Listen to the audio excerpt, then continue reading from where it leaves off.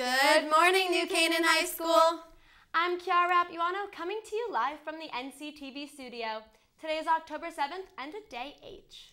And I'm Madeline Friedland. Before we can get started with the rest of the announcements, please rise for the Pledge of Allegiance.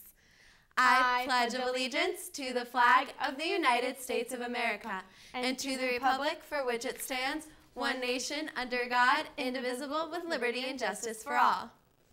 October has finally begun, and that can only mean one thing. The much-anticipated Spirit Week is just around the corner. That's right, Kiara. Next week, starting off with Monday, is Spirit Week. And to find out more about the schedule and what to expect, let's head over to Caitlin Mulcahy. Caitlin? Most of you know next week is Spirit Week, so here's an update on what to expect. Starting off on Monday, October 10th, it will be Classy Day, so students dress to your finest. Here's a great time to break out those Vineyard Vine pants and dresses. And then from 3 to 6:30, Banner Night will take place in the lounge.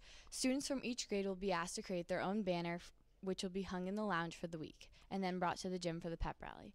Tuesday will be Turn Back the Clock Day, starting off with the freshmen in the 50s attire, sophomores in the 60s, juniors in the 70s, and seniors in the 80s.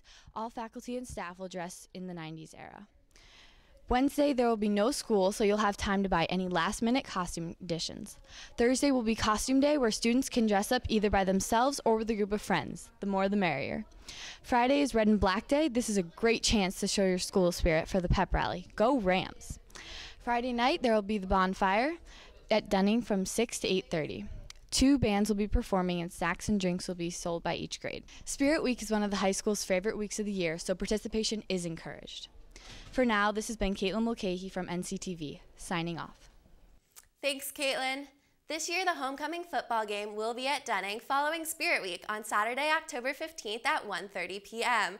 This year, our Rams will be playing Danbury, and as usual, students should come down to the student section and cheer on their fellow classmates. Then that same day, the homecoming dance will wrap up Spirit Week, taking place in the gym from 7 to 10 p.m. This year's theme is red, white, and blue, and participation is encouraged. Just like last year, there will also be ice cream and even a raffle, so you must stay until the very end to collect your prizes. Tickets are $20 each, but happen to fund a very important cause, our senior prom. So I expect to see you all there. And Maddie, if the ice cream and the raffle aren't a big enough draw for you, the homecoming king and queen will also be announced towards the end of the dance and will be presented with a rose along with the bragging rights. Seniors, an email to vote for these positions has been sent out and requires you to choose 3 guys and 3 girls from the senior class to be nominated. This will close promptly at 2 p.m. on Monday, so make sure to check those emails now and get voting before it's too late. Last night, the NCHS counselors hosted a financial aid night where the parents and students learned a little bit more about the financial aid process for college.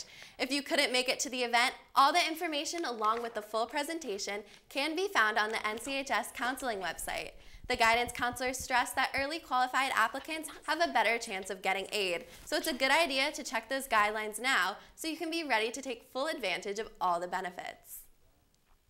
Now to all the juniors, don't forget that the PSAT is on October 15th at 8 a.m. And no, you didn't hear that date incorrectly. It takes place the same day as the homecoming football game. With all the distractions Spirit Week brings, don't forget to start studying now and to get those scores up, because although they don't get seen by colleges, a high score can qualify you to be eligible for a Merit Scholar Award. Registration closed a few weeks ago, so if you have any questions or concerns about this test, don't hesitate to stop by the College and Career Center. Progress reports were posted in Power School earlier in the week and offer strong feedback on how to improve your performance in your classes before the quarter ends on November 4th. To view the comments your teachers have made, log into your account and click the Progress Comments icon located to the left of your screen. Well, Kiara, between college applications and all the stress of my upcoming deadlines, I'm definitely looking forward to taking a break next Saturday to watch some football. Me too, Maddie, but all the athletes here at NCHS have been even busier this week and probably need a break more than we do. To find out more about what our Rams have been up to, let's check in with Quinn McMahon, back behind the desk this week with our sports report. Quinn? Good morning, New Canaan High School. Once again, I am Quinn McMahon, back at the desk, here to give you this week's version of the Rams Sports Report. Let's hit the turf and start things off with the field hockey team. Last weekend, the girls hosted Cheshire, looking to continue their hot start to the season. From the start, it showed it would be a good one, and as usual, NCTV was there, so let's run it. The girls get ready to do some damage, and with that, the game is underway.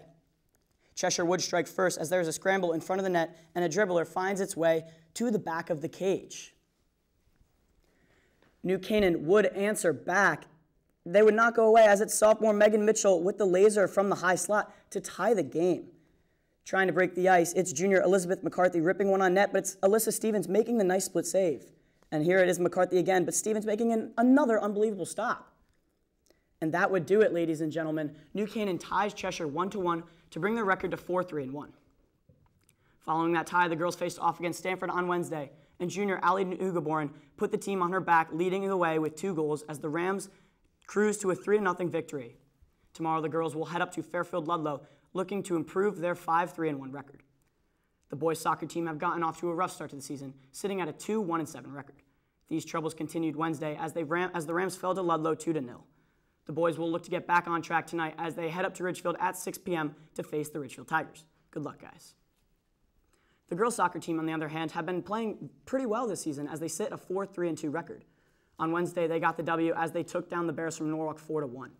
Last night, the girls took part in a barn burner against Fairfield Ludlow, but they couldn't seem to solve the Ludlow goaltender, resulting in a 1-0 loss. The volleyball team has been performing at a satisfactory level, sitting at a 3-8 record. The Rams hosted West Hill on Wednesday, and they dominated, taking the win 3-1. Sophomore setter Emma Wheeler led the way, dishing out 28 assists to go along with 8 digs. The girls are back at it tonight as they will host Norwalk at 5:30. Best of luck. Now with the FCAC Cross Country Championships fast approaching, the boys cross country team tested their talents by taking 32 runners to the Brewster Invitational last Saturday. New Canaan had an eventful meet, finishing 4th out of 17 teams. Tomorrow, the boys will be competing in the Wickham Invitational. Good luck to you guys.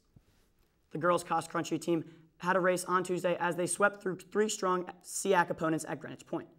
The Rams topped rival Darien 19-36, while edging Ward 27-28 and the host Greenwich 26-29. Great job, ladies. Well, that's it from me this week, NCHS. Have a good weekend and make sure to go out and support your different NCHS sports teams.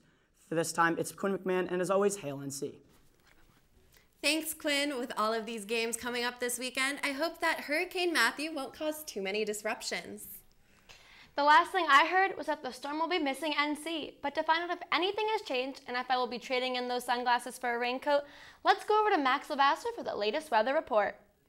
Well, guys, it looks like we're only going to need the raincoats one time this weekend. Good morning, everyone. I'm Max Lavasser, and I'm here to tell you what's up with this weekend's weather. Well, everyone, I hope that you're ready for this weekend because Friday will be sunny for a majority of the day, with the temperatures reaching the high 70s and the low in the 50s. As we move towards Saturday, get ready to see leftover rain from Hurricane Matthew, with the temperatures reaching a high of 67 degrees and a low of 51. Finally, as we reach Sunday, we'll be expecting partially cloudy skies and a high in the 60s and a low in the 40s, so you might want to bundle up if you go out. Well, folks, that's it for me, and I hope everyone enjoys this weekend. To you guys in the studio, back to you. Thanks, Max. Now, before we go, we would like to wish a very happy birthday to Helena Martins, Lori O'Connor, and Callie Valenti. If you have any announcements, be sure to email us at nctv78@gmail.com or tweet at us at nctv78 a week before the Friday broadcast. And I'm Madeline Friedland. If you happen to have some downtime this weekend while hiding out from Hurricane Matthews, tune into Channel 78, where a few of the recent volleyball games, along with the football games, will be airing.